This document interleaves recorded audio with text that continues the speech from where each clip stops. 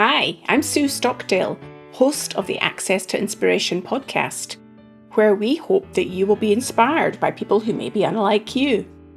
We hope their stories and insights cause you to reflect on the world differently and gain some new knowledge. You can find a transcription for this and all our other episodes on our website, accesstoinspiration.org. On episode 99 today, I'm talking to Vic Ferrari, a former NYPD detective who's taken up a new career as a writer. Vic talks to me about some of the highs and lows of his career in law enforcement and how he learned to become a writer, who is now sharing stories from his days in the NYPD. Welcome to the podcast, Vic. It's great to speak to you today. Sue, thank you so much for having me on your show. I really appreciate the opportunity. Well, I've never spoken to an NYPD detective before, so I'm sure we're going to have loads to find out about your work. And a good place to start is, how did you get started in the NYPD? Was that something you wanted to do from being a young boy? Yeah, I grew up in New York City in the Bronx, Bronx kid. You know, in the 70s and 80s, there were always police shows, and a lot of them were about the New York City Police Department. So I was fascinated with it. And then when I was about 5 years old, my mother used to take me to the local movie theater to watch Disney movies on a Saturday. And around the corner from the local movie theater was a police station. So I would always look inside the police cars and talk to the policemen walking around. And I wanted to know who these guys were, what made them tick, and how could I become one of them. And then I like to tell the story, by the age of 10, my friends and I used to sneak into the post office and steal FBI wanted posters off the wall. And then we'd go around the neighborhood conducting our little manhunts and looking for fugitives. By age 20, I took the exam, I passed, and by 21, I was in the police academy where I enjoyed a wonderful 20-year career with the New York City Police Department. And was it the reality of it? Was that how you imagined it was going to be? No, it was a lot different. You know, it's one thing to see things on television and the movies. I mean, yeah, the uniforms were the same, the ranks were the same, but the biggest thing that immediately from the police academy and then when I was in field training was, it's not like the movies where you're crashing up cars or getting into gunfights. There's a lot of consequences for your actions. So you had better be right when you decide to make a decision to go forward, either arresting somebody or using force or anything like that. You know, there you were, a kid doing your pretend detectiving. When you got into doing it for real, what was different about it? Well, the beauty is, you know, it's not like they changed the rules on me. I was right out of the box. And so I went from the police academy. And the funny thing is, most of my instructors in the police academy were only a couple of years older than me. So it's kind of hard to take someone serious if they don't have really a lot of street time and they're preaching to you, you know, you got to do this and you got to do that. And they tell you, well, when you get to the precincts, don't listen to those old timers. You know, they're going to get you in trouble. Then you go into field training and you're in a precinct and there's grown men, 50, 40, 60 years old, walking around as cops and supervisors. And the first thing they tell you is that shit that you learned in the police academy goes in the garbage. So you're kind of paralyzed for a couple of months where, all right, well, like, so what's going on here? What do I do? I started slow. I really did. It's analysis paralysis. I didn't make many arrests in field training because I was nervous about it. But after a while, after about 6 to 9 months, I started figuring things out. I was far from a seasoned veteran, but the gloves came off as far as I knew now I could pull cars over and I could do this and I could do that. So it just took a while to kind of figure things out.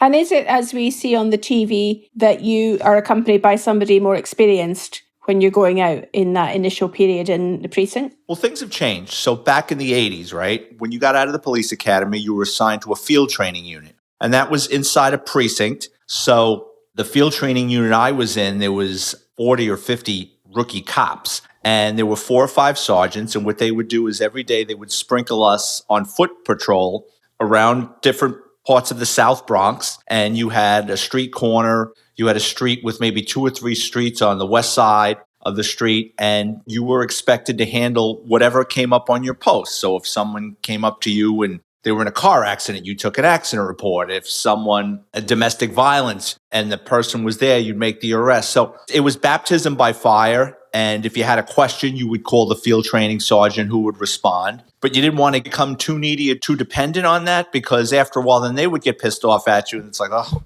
this kid is calling me again for some nonsense. So you really had to figure things out. And then probably a couple of times a month, you wouldn't be on foot. You'd ride in a car with another rookie cop and a field training sergeant, and you would answer different calls. And they really want you to learn. So you're picking up the really crappy calls like DOAs, somebody died in their apartment. So, okay, what do I do? Is this a crime scene or is this natural causes? The procedure, calling the medical examiner, calling EMS, calling the detective, have them to come and take a look. Don't touch anything. So you really, when you were with the field training sergeant, you would pick up the less desirable calls, let's just put it that way, but it was the best thing in the world for you. From those early days, before you be moved on to becoming a detective, what are some of the experiences that stand out for you in your memory? Because I know you've written about them in some of your books as well. Yeah, my books are behind the scenes look of what goes on in different precincts and specialized units. The first thing I realized very early on, so in the police academy, they take you to the morgue because you're going to see death and they want you to get used to it. And they'd rather know now if you're going to be able to handle it than down the road if you go to pieces. So I remember in the police academy, they took 50 of us at a time and we went down to the Manhattan morgue, which is in Bellevue Hospital, which is a really large hospital. And I was expecting it was something like on a television show where there would be a man in a white coat and there'd be a slab and there'd be a body on there. Well, in New York, a lot of people die naturally, unnaturally. And we went down to the morgue and it looked like a mechanic shop. Like there was 8 bays. And there was a bunch of people working on a bunch of bodies. And it was like, wow, like I couldn't believe it. The smell, everything that was going on between each bay. They had a produce scale. Like when you were a kid and your mother wanted to weigh a head of lettuce. They're pulling organs out and dumping them in the scale and weighing it. And there's a guy with a clipboard writing down everything. And they're making jokes about it. I remember specifically they took some guy's brain out and the medical examiner goes, well, he ain't too smart. He's only got a 2.5 pound brain. So I also realized there's a lot of gallows humor in the morgue. The time I was there as a kid, there was a young man who had been shot multiple times. And the medical examiner had like this tool and he's pulling bullets out of the guy and he's dumping them in this metal tray. And there's a detective hanging over his shoulder, drinking a cup of coffee and eating an Egg McMuffin, which for the life of me, I don't know how this guy could eat. But anyway, the detective asks the medical examiner, what do you think? And he goes, suspicious suicide. And everybody starts laughing. I'm like, man, these guys are ghouls. So one of my first experiences was death. And then when you're a young patrolman, like I said, they give you the less desirable assignments. I remember one of the first DOAs I had to go to was this man died in his apartment. He fell over the coffee table and there was a gun within arm's reach of him. And we couldn't figure out what it was. And then I learned the process. The detectives came. They started interviewing people on the street. And what we found out was the man, deceased, was working on his car. He got into an argument with his neighbor. His neighbor took his head and slammed it in the car door a couple of times and really screwed this guy up. The guy got up, went back into his house to get a gun to come down and kill the guy, and fell down and had an aneurysm. So it quickly went from a natural death in an apartment with an illegal gun to it turned out to be a homicide. And it could have been a double homicide had he been able to get that gun and come outside. He was going to kill the guy. So you learn the street is for keeps. It's got its own set of rules. The street talks to you and you have to be able to listen and understand what's going on. And from that experience, when you were a rookie and then moving through your career, where did you go next? So in my 20-year career, I bounced around a lot. So my first precinct after field training, I went to a precinct in the South Bronx. It was a burned out neighborhood. It was a dumping ground for NYPD members that had screwed up in other places and rookies. So it was a bad mix because you had all these disgruntled veterans and wide-eyed kids that want to go out and do things, and you've got all these old-timers that are just pissed off and miserable. And there was a lot of guys there left over from the Vietnam era. And those guys played by their own set of rules. They were different kind of cats. And I just was looking around the precinct and I'm like, oh no, there's no way I'm going to stay here. Like this place is like Hotel California. Like you check in and you never leave. And here's a valuable lesson. So within 6 or 8 months, I put in for a transfer. And I remember everybody saying to me, why do you want to leave? And I'm like, why do I want to leave? What are you kidding? Look around. There's not even a decent place to eat around here. And I bounced around a lot. I went to a borough unit, which that's another story because as a kid, when you're a rookie cop, you really don't have say in anything. You do as you're told. I got put immediately into a drunk driving or a DUI unit, which I absolutely hated because you're driving around all night looking for drunks. There's no winning dealing with a drunk driver. They either want to fight with you, they're either going to cry, they're either going to get sick in the car. You have to take them to the hospital because a lot of these people have medical problems. So I hated that. I went back to another precinct in a nicer neighborhood, and I spent 15 out of my 20 years in plainclothes because I made a lot of arrests. So in the precinct, I worked in an auto loss unit going after stolen cars and pickpockets and robberies in progress. I made a lot of arrests. I put in for the narcotics division. I worked in Manhattan North Narcotics for about a year and a half doing buy and bust operations, controlled deliveries, search warrants. That wasn't for me either because you're making so many arrests. It's almost like the fast food of the New York City Police Department. You're going out, you're locking up 10, 15 drug addicts at a time, you're mass processing them. And a lot of the people you're locking up for selling drugs, they're street people. Like they're not kingpins selling drugs to feed their habits. So a crackhead sells 10 vials of crack to get a vial of crack for himself. And the same with a heroin addict with heroin. So you're locking up these people. They have open sores. They're sickly. They're coughing on you. I remember I always had a cold in narcotics because you're always on top of these people, searching them, etc. I was always afraid of getting stuck with a needle. I was terrified of getting AIDS or hepatitis C. I said, this isn't for me. I left. I went back to a precinct, and I was always a car guy. I grew up in a neighborhood in the Bronx where there's probably more car thieves per capita than anywhere else in the country. So I knew a lot about stolen cars. I was always getting into car chases and making stolen vehicle arrests. I put in for the auto crime division, and that's where I got promoted to detective. And for 10 years of my career, I was in the NYPD's auto crime division. So anything with chop shops, exporting stolen vehicles out of the country, changing vehicle identification numbers on stolen cars, identity theft, a lot of mafia cases and organized crime cases. So when you were experiencing things you didn't like and you were trying to work out perhaps what you did like, how did you stay motivated during those times? Well, I was just thrilled. Just becoming a member of the New York City Police Department for me was the highlight of my life at the time. I was like, this is the greatest thing. But I also knew the New York City Police Department at any given time has between 30 and 40,000 members. So chances for advancement or specialized units, if you're willing to put in the work and stay out of trouble. My dad was a butcher, but if my father was a captain in the New York City Police Department, I could have went anywhere I wanted like that. I didn't. So I knew if I wanted to get to these places, stay out of trouble, make your arrests, get good evaluations, and hopefully good things will come. It never got to that point where I was like, I made a bad career decision and police work isn't for me. It was like, I like this restaurant, I'm having a bad meal, but that's not going to stop me from going back to the restaurant. I'm like, all right, I know there's something else here that I'll like. Plus, I mean, I had so many friends, the camaraderie. It's a whole way of life. At least it was back then to be a member of the New York City Police Department. And what skills did you find that you needed most? Patience. You have to have patience. And I'm telling you, when you're a member of the New York City Police Department, there's so much going on at any given time.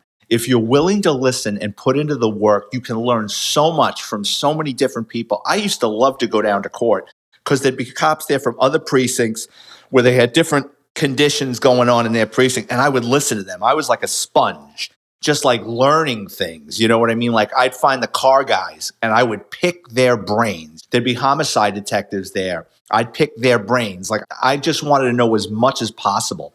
So with that ability to take in all that information, being like a sponge there, and then moving into the car division, what was the role of a detective then compared to being on the street previously? What was different about your job? Okay, so you're a uniform cop in an NYPD precinct. You have a shift, so it's either, we went to steady tours years ago, so you're either doing 4 to 12s, days or midnights. You usually have a steady partner. You come in, get dressed, you have roll call, a sergeant or a lieutenant comes out and he inspects your uniforms. He gives you your assignments, what part of the precinct you're going to be patrolling, what time your meal hour is, and whatever's going on in the precinct, robbery patterns or special attention to this. You make your arrest, you go down to court, you come back, and it's rinse and repeat. It's the same schedule, but things are always changing because no 2 days are alike in NYPD. There's different types of detectives. So to break it down like this, you have precinct squad detectives, which is where you see on television like Law and Order or Barney Miller. Upstairs, usually on the second or third floor of any NYPD precinct, you have a room with probably 15 to 20 detectives, and they handle everything that comes into the precinct. So patrol cop takes a report for identity theft. He fills out the report. It goes upstairs. The detective calls the woman up. brings her in. Where was the last time you used your credit card? Did anybody have access to this? Robberies, patrol cop takes a robbery report, it goes upstairs. The detectives handle that. Working in organized crime is a lot different. So New York City in the 90s, we were averaging over 150,000 stolen vehicles a year. Wow. So it was like shooting fish in the barrel.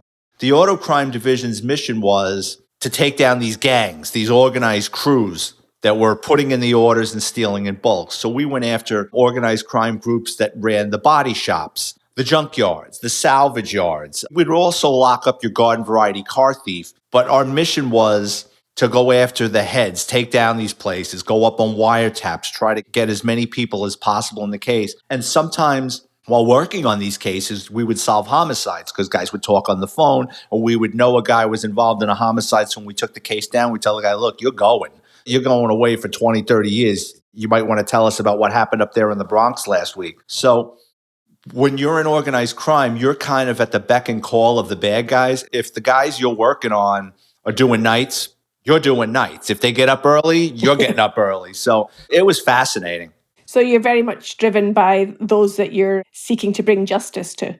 Yeah, and you have to know as much about them as possible.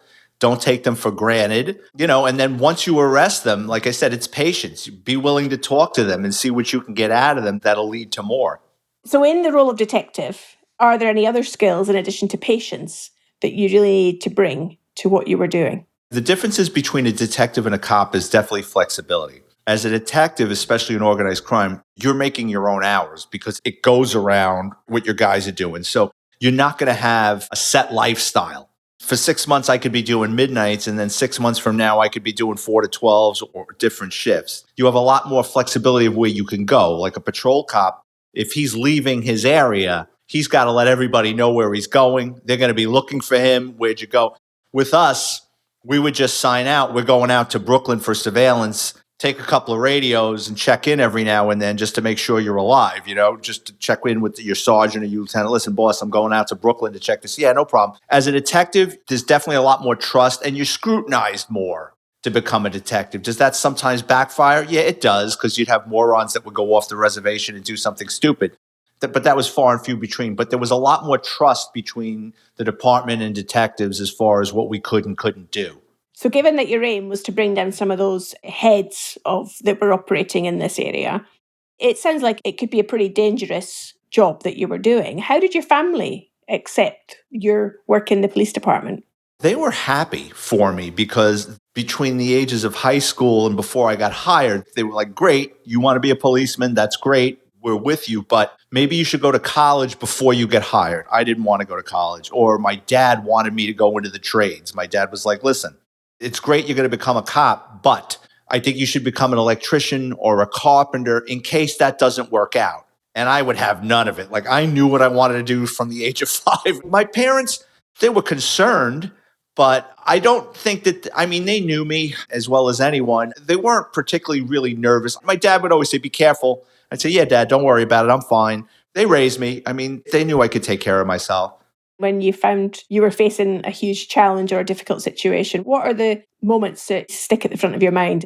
So one time we had a camera on a guy's garage and he was taking in stolen vehicles and chopping them up into parts and selling the parts. So we had a camera. So what we did, and I'm dating myself because this is like the 90s, the VHS tapes, right? So we take the tapes out, we're reviewing them, and we'd watch the cars go in. But it just seemed like a couple of times during the time of day, the way the sunlight was hitting, you couldn't make out the license plate. You just couldn't make it out. So I took the tape down. The NYPD's got a specialized unit like our tech guys. I bring it down to them, and they look at it, and they're messing around with it, and like, we can't do anything for you. We can't see it. And I was like, well, that sucks. And I'll never forget, my partner and I were driving back, and I said, you know who's got a lot of toys? And he goes, what are you talking about? I says, the news media. So I drove to 57th Street. I went to CBS. I knocked on the door and I asked if I could talk to the producers from 60 Minutes, NYPD. Yeah, come on in. And just cold call, walk in. I'm in the 60 Minutes studio. And I'm like, listen, I got this VHS tape. I says, can you guys do something and they couldn't have been, they had just gone over to digital, which I didn't even know what digital was at the time. They put the tape in and they converted to digital and we got the license plate. So You got to never be willing to take no for an answer. And if you come to a dead end, don't just throw your hands up and go, well, it's a dead end. Be willing to go left or right. And, you'll get to the bottom of something. It's a lovely example of being resourceful in that way, like finding a way to solve the problem, finding a way to move it forwards. Fast forward to today. How would you encourage other people to be resourceful? Because very often these days, perhaps people's willingness to take risks and go into the unknown is a little bit more diminished. Absolutely. So when I got into writing these books, I knew A, nothing about writing, and B, I knew nothing about the publishing process and how to get the book to market, right? So I figured, all right, let me concentrate first on writing a book. And that took me a year and, my bumps and bruises. Then I said to myself, okay, am I patient enough to send this manuscript out to 30, 40, 50 publishing houses and see if one of them is willing to take a chance on me? And I said, I know myself. I'm not patient. I'm not going to wait for these people's letters. So I'm going to do it myself. So then I start looking at these companies that'll put a book together for you. And the first thing that stood out to me is they want money up front and they're promising you the moon. And I'm saying, that doesn't sound right. And then I start reading the horror stories of people get a half-assed book or they don't promote it for them. So I said, I'm going to learn this process myself.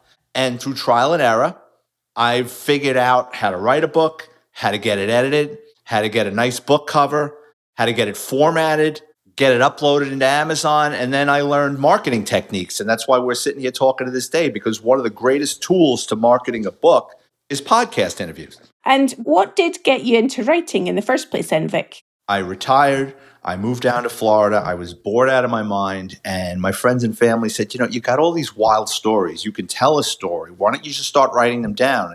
And the more I thought about it, I said, all right, you know what? Let me give this a shot. Let me see if I can do it. Wrote the first book, it started selling. Wrote the second book, started selling. So here I am writing my seventh book and I'm talking to you. So it worked out for me. And what are your ambitions for the future then? Where do you see this writing taking you? For now, I'm writing. It's fun. It's enjoyable. I'm going to keep doing until A, it's not fun anymore, or B, it's not profitable. And do you have to get permission from the NYPD, or do you leave people's names anonymized? Yeah, no, I don't have to get permission from the NYPD. They're my stories. When I set out to write these books, the two things I didn't want to do was get anybody divorced or in trouble, embarrassed. So I changed the names, the dates, the times, the locations, the ranks. Sometimes I'll converge two stories together. So, some of it's fiction, but a lot of it's truth, and a lot of it is from experiences that I had. You've sounded like you've used that resourcefulness, that willingness to step into the unknown in your writing. Based on your career and what you now do, what are your advice to our listeners? If someone's listening thinking, oh, I'd love to write a book and I don't know how to do it, what would you suggest for them to do? Oh, if you want to write a book, it's easy. And what I suggest to first-time writers, and I always say this, if you're a first-time writer and you're not skilled, you didn't take a lot of courses, never write in chronological order. It will paralyze you. You're going to sit there and go, the beginning. And you're just going to sit there and it's going to frustrate you and you're going to walk away from it. So you know what your story or your book is going to be about.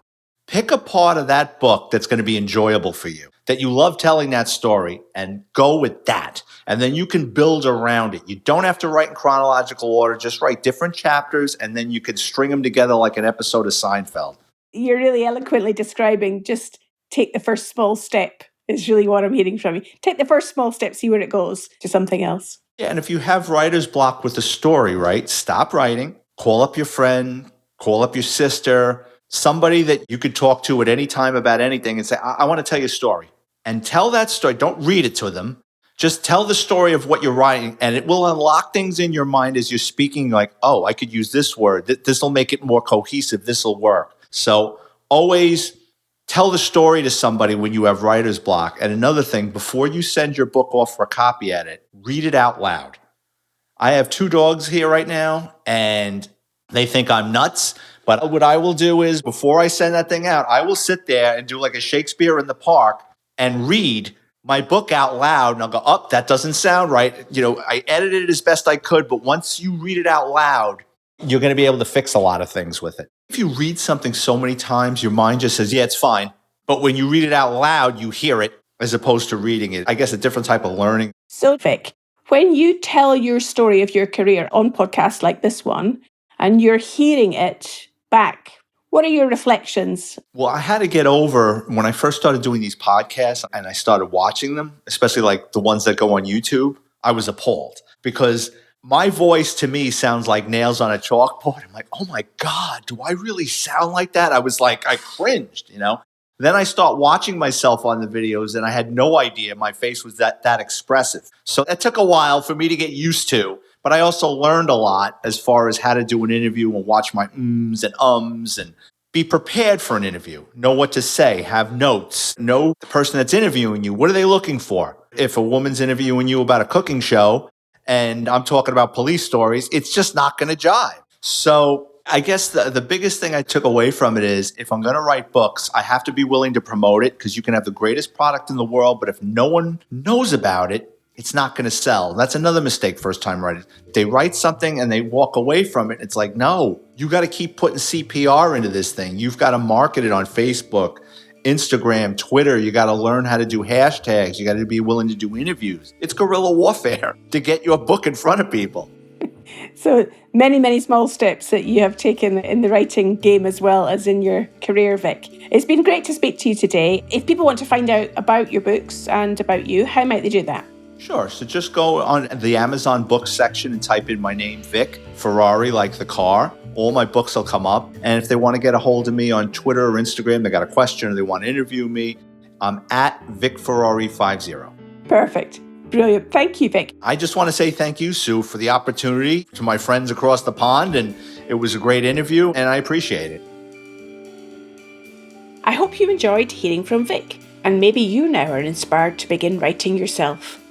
Remember, if you enjoyed this episode, please leave us a review. We'd really appreciate if you would do that. And you can follow us as well on the platform you're listening to us on, so that you don't miss any future episodes. Also, you can keep connected to us on socials. We're Access to Inspiration on LinkedIn, Twitter and Instagram. And if you go on over to our website, you can also sign up for our newsletter. I'll be back next week for our 100th episode, and I will be speaking to musician and performer Simeon Wood. I hope you can join me then.